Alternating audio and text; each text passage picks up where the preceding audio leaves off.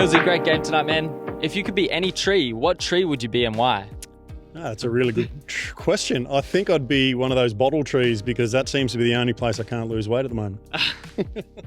Millsy, you're one of the best that I've personally seen in terms of maintaining control of a game and not letting a game get out of hand. What are some strategies that you use for yourself or for the crew, whatever, in order to keep games controlled throughout?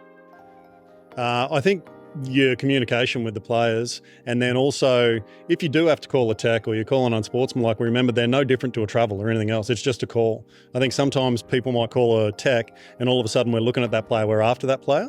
It doesn't need to be adversarial. They may have made a mistake, we call a tech, we move on. So I think if you can communicate with them afterwards and the players feel that, that tends to take the air out of some of those situations.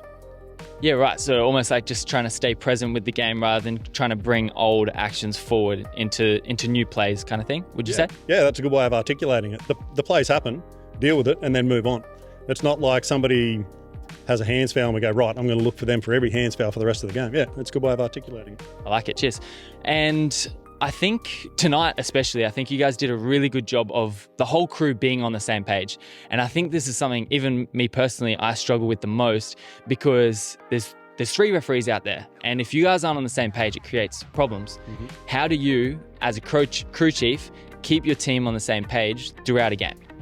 It's a really good question, and it's something that I'm still trying to work on myself.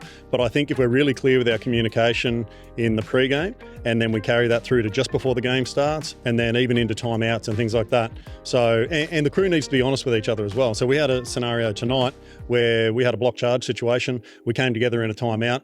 I asked Beavers, I said, hey mate, what'd you have there? He goes, block. Pardo didn't have a call, but he goes, I think it was a charge. What did you have? I said, I think it was a charge as well. 2 seconds previous to that, Eric McAllister said, hey mate, can I get an explanation on that later? I said, sure, when I get one, I'll give it to you. We come in after the timeout. He said, what'd you come up with? I'm like, mate, error in judgment. He's like, great, fine, I'm happy with that. So the call went against him, but he was just happy we had some honesty. I couldn't have given that honesty if Beavers didn't have it. So the whole crew needs to be responsible for that. Beautiful. Out of curiosity, do you have a specific example by chance of something that you said to the team today in the pregame in order to make sure that they're calling the same thing throughout the game? Probably the main thing that I hammered on in the pre-game was around patience, and that it doesn't matter if we're 3 seconds late on a call. Even when we're a second or 2 seconds late, most of the time the people in the stadium don't even realise, the players don't realise. But by buying ourselves that extra second and being deliberately late, going out there and wanting to be late, you're just buying yourself more processing time. And invariably when you do that, your accuracy will go up. So that was something that I really laboured the point on. And I think it really showed tonight. We had a lot of bang plays at the rim, heavy contact, but legal contact. And the players, you look at them, the players actually respect it. They enjoy it. Beautiful. Phenomenal game. Thank you so much. Thanks, man.